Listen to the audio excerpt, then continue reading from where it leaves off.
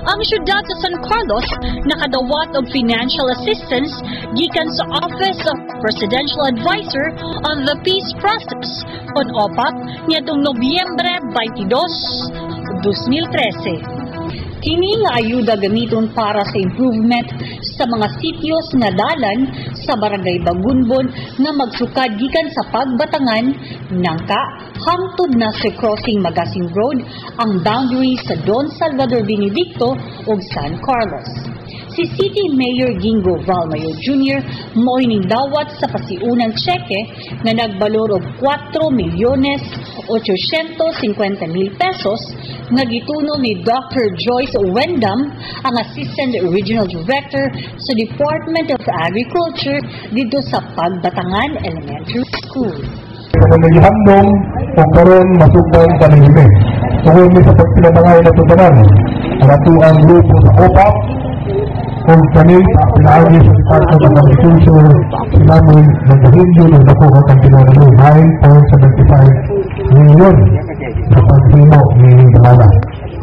Dako rin yung bitaha ang ulit para kay Bagunbon kay usa sa masuting kapital sayo na lang kayo mga sa Bacolod Abbey kung ako mga tuyo dito. Mas importante pa ngayon kayo na po tulong nila sa ating mga kasador. Kung ato mga kumpador, maglibot pa ito sa Agi sa Carlos sa agak pag-libre.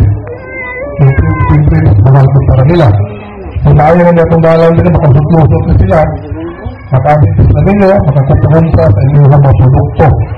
Ang improvement alang sa Pagbatangan ng Crossing Magasin Road nagbalor og 10,725,000 pesos. Ang Department of Agriculture muhatag og 9,750,000 pesos ug ang katunga niini nadawat na sa syudad ug ang syudad sa San Carlos nga mo counterpart usab og 978,000 pesos.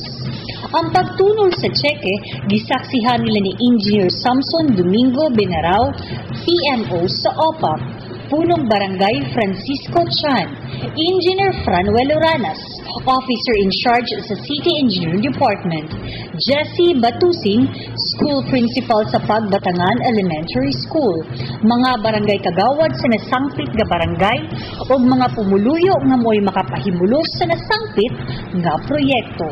Matud pa ni Engineer Franuel Oranas, Officer in Charge sa City Engineering Department, nga gikan sa Pagbatangan hangtod sa Crossing Magasin, mukabat og 3 ka kilometro ang kalayon apan 500 meters ang masimento niini. Ang sitio Nangka tungod kay lisod na nga dalan ug ang ubang mga dalan abunuhan aron mahimong all-weather road. Ang sitio Nangka hangtod sa Crossing Magasin sa Barangay Bagunbon mao ang mga lugar ang proposed project sa RPA-ABB o kini gibisita sa Technical Working Group sa OPAP nga gilangkuban sa nagkalilaing buhatan sa kagamhanan sa syudad San Carlos o probinsya niadtong Marso 2 miaging tuig para sa paghimo og konsultasyon og mga technical nga kalihukan nga makatabang sa closure program sa RPMP, RPA, ABB. Kini nga mga nasangpit nga sityos mo'y apektado sa mga kalihukan sa mga New People's Army o kun NPA karon ang ugmaron sa syudad pinaagi sa Pamana Program.